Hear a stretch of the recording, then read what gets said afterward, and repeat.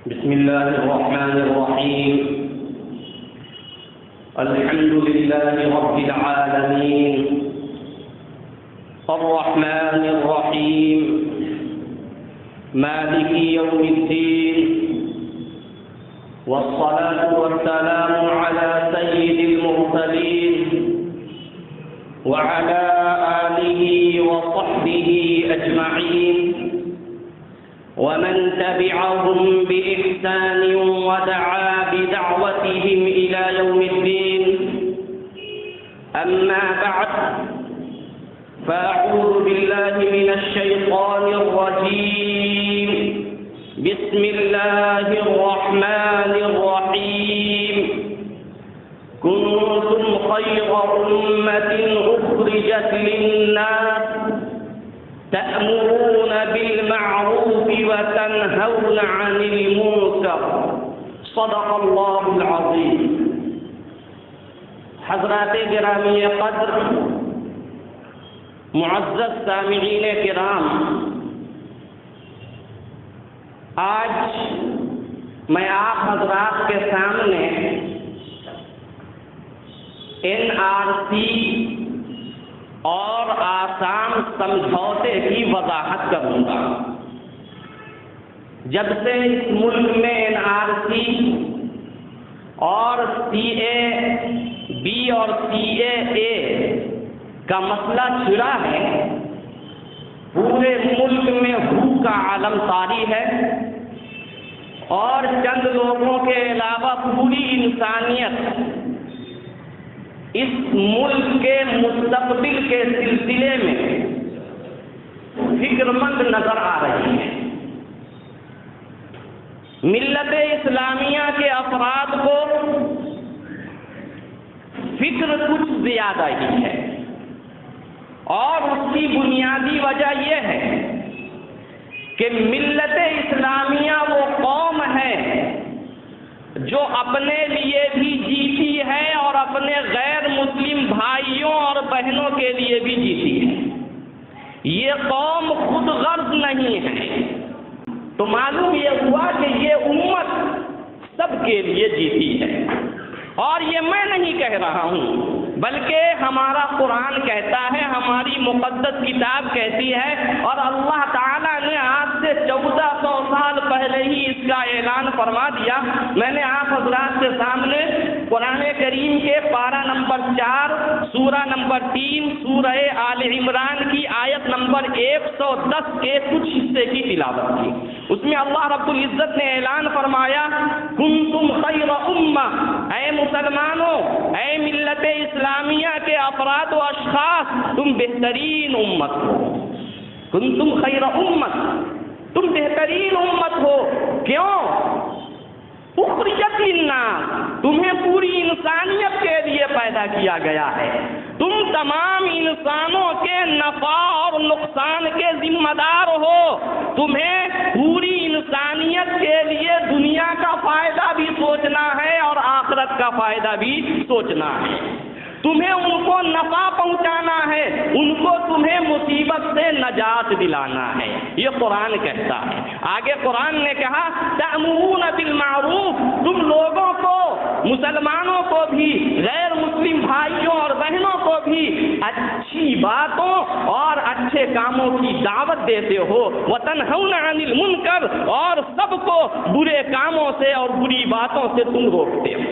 تو اسی وجہ سے ہم بہترین امت کہلائے، اور اس کا اعلان پوری کائنات کو بنانے والے خدا اللہ رب العزت نے کیا ہے.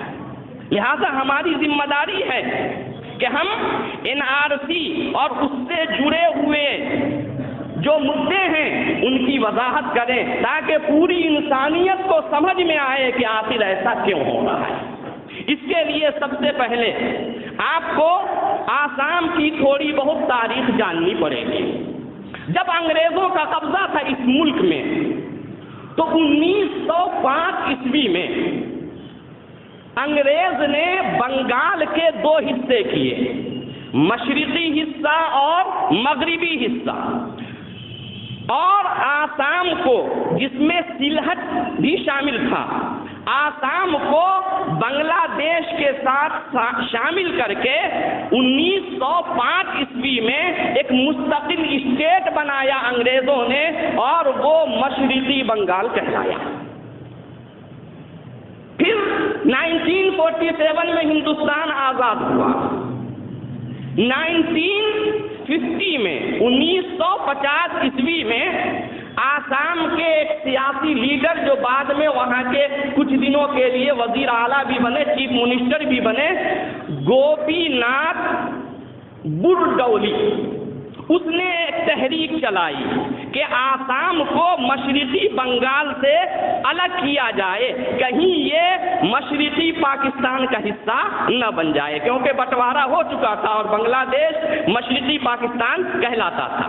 تو گوپی ناتھ کی کوشش سے اور قربانیوں کے نتیجے میں آسام مشرقی بنگال یعنی بنگلہ دیش سے الگ ہو کر ہمارے ملک کا حصہ بنا۔ کب؟ 1950 عیسوی میں۔ لیکن سلہٹ جو پہلے آسام کا حصہ تھا وہ دوبارہ ہندوستان کا حصہ نہیں بن سکا، اور وہ آج بھی بنگلہ دیش ہی کا حصہ ہے۔ 1951 میں 1951 عیسوی میں آسام میں NRC national register of citizen یعنی وطن کے شہریوں کی شناخت، پہچان اور نشاندہی کرنے والا رجسٹر بنایا گیا 1951 میں۔ کہاں بنایا گیا؟ آسام میں بنایا گیا۔ اس کے بعد پھر مغربی پاکستان جو اب پاکستان ہے اور مشرقی پاکستان جو اب بنگلہ دیش ہے، دونوں میں آزادی کو، بنگلہ دیش کی آزادی کو لے کر لڑائی ہوئی، اور ہمارے ملک نے اللہ کے فضل و کرم سے بنگلہ دیش کو سپورٹ کیا، اور ہمارے ملک کے تعاون سے 1971 میں بنگلہ دیش ایک مستقل ملک بن گیا۔ جن دنوں بنگلہ دیش اور پاکستان کے درمیان لڑائی ہو رہی تھی، جنگ جاری تھی، تو بنگلہ دیش کے بہت سے مسلم اور ہندو بھائیوں اور بہنوں نے اپنی جان و مال کو غیر محفوظ سمجھتے ہوئے بنگلہ دیش میں آسام منتقل ہو گئے۔ آسام کیوں منتقل ہوئے؟ ہندوستان کے دوسرے اسٹیٹ میں کیوں نہیں منتقل ہوئے؟ اس کی وجہ یہ ہے کہ 1905 عیسوی سے 1950 عیسوی تک 45 سال کا لمبا عرصہ ہے، اور اس 45 سال کے لمبے عرصے تک آسام اور بنگلہ دیش دونوں ایک ہی اسٹیٹ کے حصے تھے۔ لہذا ان 45 سالوں میں دونوں جگہ کے لوگوں کی رشتہ داریاں ایک دوسری جگہ پھیل چکی تھیں۔ بہت بڑا لمبا عرصہ ہوتا ہے۔ ہندو بھائیوں کی رشتہ داریاں بھی پھیلی اور مسلمان بھائیوں کی رشتہ داریاں بھی پھیلی، اور یہ انسانی فطرت کا تقاضا ہے، انسانی فطرت میں داخل ہے کہ مصیبت کے ایام ہوں یا خوشی کے ایام ہوں، ہر صورت میں پہلے اپنے رشتہ دار یاد آتے ہیں اور پہلے اپنے رشتہ دار ہی کام آتے ہیں۔ لہذا بنگلہ دیش کے ہندو بھائیوں اور مسلمان بھائیوں نے یہ دیکھا کہ آسام میں ہمارے رشتہ دار موجود ہیں، تو وہ آسام میں آ کر بس گئے۔ کہاں آئے؟ آسام میں آ کر بس گئے۔ ہندوستان کے کسی اور صوبے اور اسٹیٹ میں ان کی رشتہ داریاں نہیں تھیں، اس لیے کسی اور اسٹیٹ میں وہ لوگ نہیں گئے۔ پھر 1971 میں بنگلہ دیش پاکستان سے کٹ کر ایک مستقل ملک بن گیا، اور پھر جب آسام میں آنے والے بنگلہ دیشیوں نے دیکھا کہ بنگلہ دیش میں اب امن قائم ہو چکا ہے، وہاں جا سکتے ہیں، تو کچھ لوگ واپس چلے گئے، لیکن کچھ لوگوں نے وہیں آسام میں اپنے رشتہ داروں کے پاس ہی رہنا مناسب سمجھا اور وہیں بسے رہے۔ اس کے بعد پھر آسام کے جو اصل باشندے تھے ان کو اپنی زبان اور اپنی تہذیب کے ختم ہو جانے کے سلسلے میں اندیشہ ہونے لگا اور وہ فکر مند ہوئے. تو انہوں نے چاہا کہ باہر سے آنے والے جو لوگ آسام میں بسے ہوئے ہیں وہ باہر چلے جائیں. اس کے لیے 1971 سے 1983 تک کئی فسادات ہوئے, کئی لڑائی جھگڑے ہوئے اور بہت سے لوگوں کو اپنی جان اور مال کا نقصان اٹھانا پڑا. بالآخر اس دوران آسام کے اصل باشندے اور جو لوگ آ کر وہاں بس چکے تھے وہ مرکزی حکومت سے مستقل رابطے میں رہے اور مطالبہ کرتے رہے. باہر والوں نے یہ مطالبہ کیا کہ ہمیں یہاں کی شہریت دی جائے اور وہاں کے اصل باشندوں نے مطالبہ کیا کہ انہیں شہریت نہیں دی جائے. بالآخر 1985 میں جہانی سری راجیو گاندھی جی کی حکومت تھی, وہ وزیر اعظم تھے.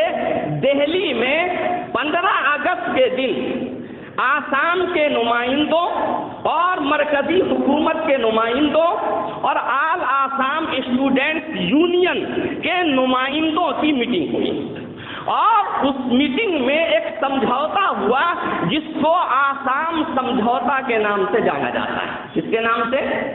آسام سمجھوتا کے نام سے. یہ سمجھوتا کب ہوا؟ 1985 میں. اور یہ جو سمجھوتا ہوا اس سمجھوتے کی کاپی پر وزیر اعظم صاحب کی بھی دستخط ہوئی اور دیگر نمائندوں کی بھی دستخط ہوئی اور آل آسام اسٹوڈنٹس یونین کے صدر اور جنرل سیکریٹری کی بھی دستخط ہوئی. اور پھر 15 اگست 1985 کو اسی دن لال قلعے کی فصیل سے راجیو گاندھی جی نے اس سمجھوتے کا اعلان بھی کیا. اس سمجھوتے کی دفعہ 6 میں جو باتیں لکھی ہوئی ہیں ان میں سے 3 باتیں میں آپ کو سنانا چاہتا ہوں جو ان NRC سے جڑی ہوئی ہیں. نمبر 1, پہلی بات ان 3 میں سے یہ ہے کہ آسام میں 1951 سے 1961 تک 1951 سے 1961 عیسوی تک جو لوگ آ چکے ہیں ان کو شہریت دی جائے گی, ان کو آسام میں تمام حقوق حاصل ہوں گے اور آسام میں انہیں ووٹ دینے کا بھی حق حاصل رہے گا. دوسری بات, 1961 سے 1971 کے درمیان جو لوگ آسام میں آئے ہیں انہیں یہاں کی شہریت دی جائے گی, یہاں کے سارے حقوق انہیں حاصل ہوں گے, لیکن ووٹنگ کا حق حاصل انہیں نہیں ہوگا, ووٹ دینے کا حق حاصل نہیں ہوگا. نمبر 3, 25 مارچ 1971 یا اس کے بعد جو بنگلہ دیشی آسام میں آئے ہیں ان کو جانا پڑے گا. جملوں پر غور کیجیے, کیا لکھا ہوا ہے آسام سمجھوتے میں کہ 25 مارچ 1971 عیسوی یا اس کے بعد جو لوگ جو بنگلہ دیشی آسام میں آئے ہیں ان کو جانا پڑے گا. یہ سمجھوتا ہوا, لیکن عمل نہیں ہو سکا. کیوں نہیں ہو سکا عمل؟ اس کی بنیادی وجہ یہ تھی کہ یہ ثابت کرنا مشکل تھا کہ کون بنگلہ دیشی ہے اور کون بنگلہ دیشی نہیں ہے. جو لوگ آسام ہی کے رہنے والے تھے یا ہندوستان کے دوسرے اسٹیٹ سے آ کر بس گئے تھے اور ان کے پاس شہریت ثابت کرنے کے لیے ڈاکومنٹس تھے, ان کے لیے تو ثابت, لیکن جن کے پاس ڈاکومنٹس نہیں تھے ان کے بارے میں یہ کیسے کہا جا سکتا کہ یہ بنگلہ دیشی ہے یا ہندوستان کے دوسرے اسٹیٹ سے آ کر بسنے والا ہندوستانی ناگرک ہے. تو اس مشکل کی وجہ سے پریشانی کی وجہ سے کبھی نہ تو NRC پر عمل ہو سکا جو 1951 میں بنا تھا، اور نہ آسام سمجھوتے پر عمل ہو سکا جو آسام سمجھوتا 1985 میں ہوا تھا۔ 2005 عیسوی میں جب منموہن جی کی حکومت تھی کانگریس کی، تو ان کو بعض لوگوں نے توجہ دلائی، انہوں نے فنڈ بھی جاری کیا، لیکن پھر بھی عمل نہیں ہو سکا۔ پھر جب BJP کی حکومت آئی تو 2015 عیسوی میں سپریم کورٹ نے حکم جاری کیا کہ آسام میں NRC کو نافذ کیا جائے۔ چنانچہ سپریم کورٹ کی نگرانی میں 2015 عیسوی میں یہ کام شروع ہوا، اور جولائی 2018 عیسوی میں BJP حکومت نے NRC کی فائنل لسٹ، جو بہت سی خامیوں اور غلطیوں سے بھری ہوئی ہیں، وہ لسٹ جاری کی، اور اس لسٹ میں 19,06,657 لوگوں کے نام نہیں ہیں، جن میں 14 سے 15 لاکھ ہندو بھائی بہنیں ہیں اور 4 سے 5 لاکھ مسلمان بھائی بہنیں ہیں۔ یہ پوری ہسٹری ہے NRC کی اور آسام سمجھوتے کی۔ میں نے آپ سے یہ عرض کیا کہ NRC national register of citizen, وطن کے شہریوں کی نشاندہی کرنے والا رجسٹر 1951 میں آسام میں بنایا گیا تھا۔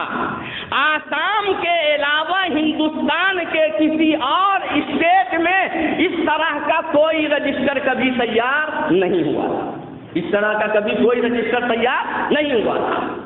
آسام کے اصل باشندوں کو معلوم تھا کہ آسام میں بنگلہ دیشی بھی رہتے ہیں، لہذا انہوں نے اپنی زبان و ثقافت کی حفاظت کے لیے مطالبہ کیا کہ بنگلہ دیشیوں کو وہاں سے نکالا جائے، لیکن ہندوستان کے کسی اور اسٹیٹ میں کبھی بنگلہ دیشی آئے نہیں، کیونکہ ان کی رشتہ داریاں وہاں تھی ہی نہیں، اور کسی اور اسٹیٹ کے لوگوں نے اس طرح کا کوئی مطالبہ نہیں کیا تھا، اور اس طرح کا کوئی سمجھوتا آسام کے علاوہ کسی اور اسٹیٹ میں نہیں ہوا تھا۔ غور طلب بات یہ ہے کہ NRC کی بنیاد 1951 عیسوی میں آسام میں پڑ چکی تھی، اور آسام سمجھوتا ہو چکا تھا 1985 میں۔ اس کے باوجود 68 ایئر 68 سال لگ گئے NRC کو لاگو کرنے کے لیے۔ کتنے سال لگ گئے؟ 1951 سے 2018 میں NRC آسام میں لاگو ہوا۔ کتنے سال لگے؟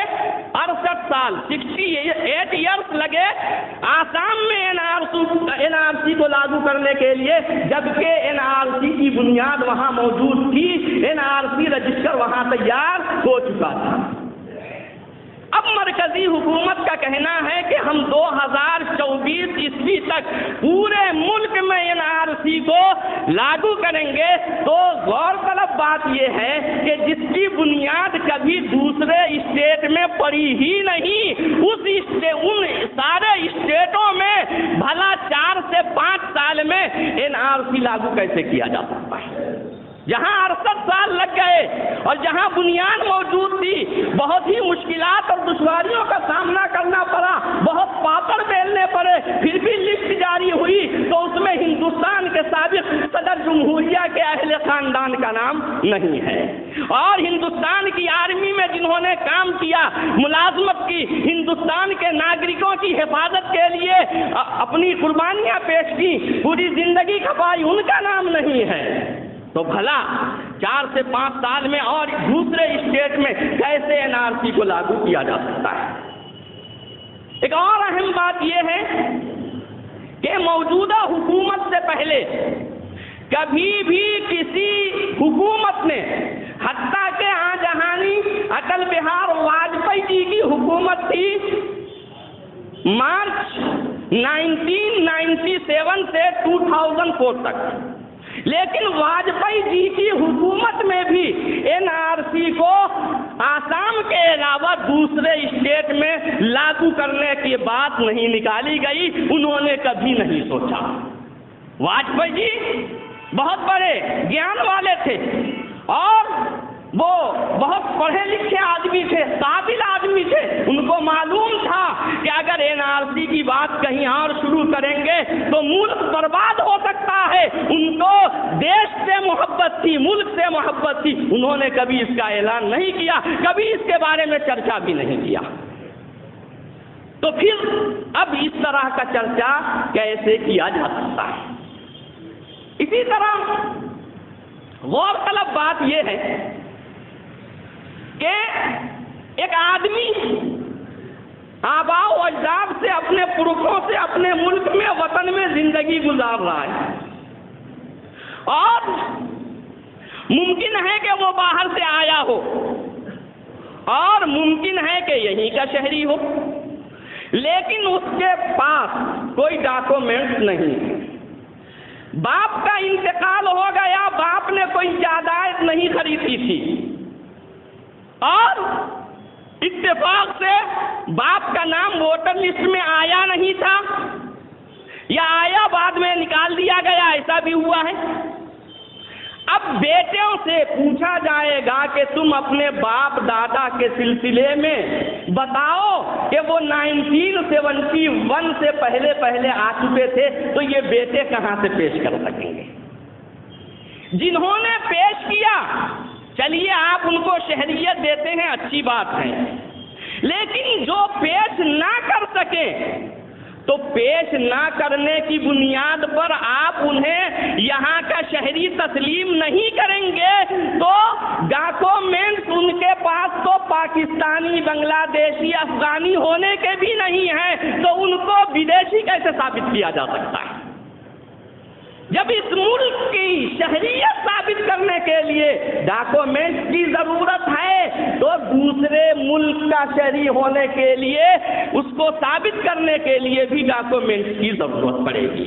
اس لیے ہم موجودہ حکومت سے یہ کہہ سکتے ہیں کہ اگر آپ کو کسی کے بارے میں شک ہے کہ یہ یہاں کا شہری نہیں ہے، یہاں کا ناگرک نہیں ہے، ہندوستانی نہیں ہے، تو آپ اس پہ کڑی نگرانی کیجیے، آپ کو کون روک رہا ہے؟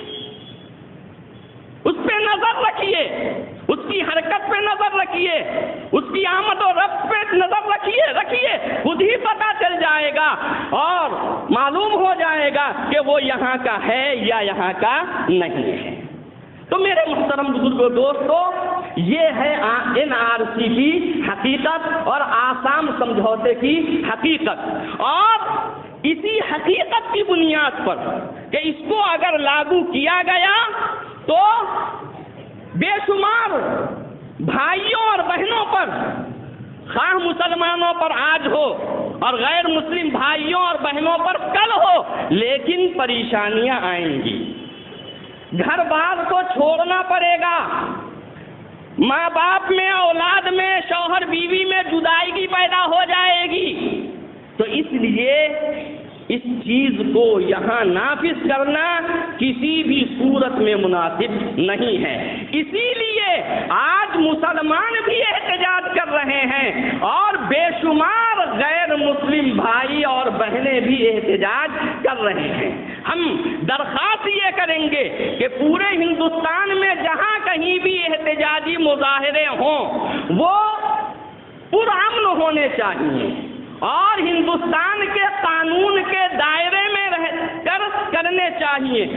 ہندوستان ہمارا ملک ہے، ہمارا محبوب وطن ہے، یہاں کے کسی فرد کو یا یہاں کے کسی چیز کو کوئی نقصان پہنچائے گا اور آنکھ دکھانے کی کوشش کرے گا تو ہم اس کی آنکھیں نکال دیں گے، ہم اس چیز کو برداشت نہیں کر سکتے۔ لہذا احتجاج ہو تو قانون کے دائرے میں ہو اور پرامن احتجاج ہو، اور اس بات کو بھی ذہن میں رکھیں کہ جو بھی احتجاج ہو، ایسا ہوتا ہے کہ مخالفین اپنے لوگوں کو کو احتجاجیوں کے درمیان بھیج کر اور شر پھیلانے کی کوشش کرتے ہیں، اور پھر الزام آتا ہے احتجاج کرنے والوں پر۔ اس سے بھی چوکنا رہنے کی ضرورت ہے۔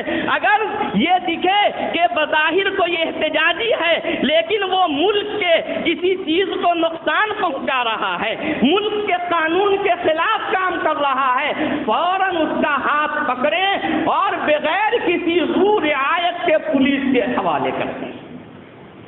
اس طرح جب ہم احتجاج کریں گے تو انشاءاللہ ہمیں کامیابی ملے گی۔ اللہ رب العزت ہم لوگوں کی اور ہمارے مذہب کی، ہمارے اسلام کی، ہمارے تہذیب و ثقافت کی، ہمارے کلچر کی، ہمارے قوانین کی اور ہندوستان میں بسنے والے تمام انسانوں کی حفاظت فرمائے، ہمیں بھی صحیح سمجھ عطا فرمائے اور حکومت کے نمائندوں کو بھی صحیح سمجھ عطا فرمائے، اور سب کے دلوں میں بلا تفریق مذہب و دھرم اللہ رب العزت انسانیت سے پیار کرنے کا، انسانیت کے ساتھ ہمدردی کا اظہار کرنے کا جذبہ پیدا فرمائے۔ آمین وآخر دعوانا الحمدللہ۔ قل جاء الحق وزهق الباطل إن الباطل كان زهوقا۔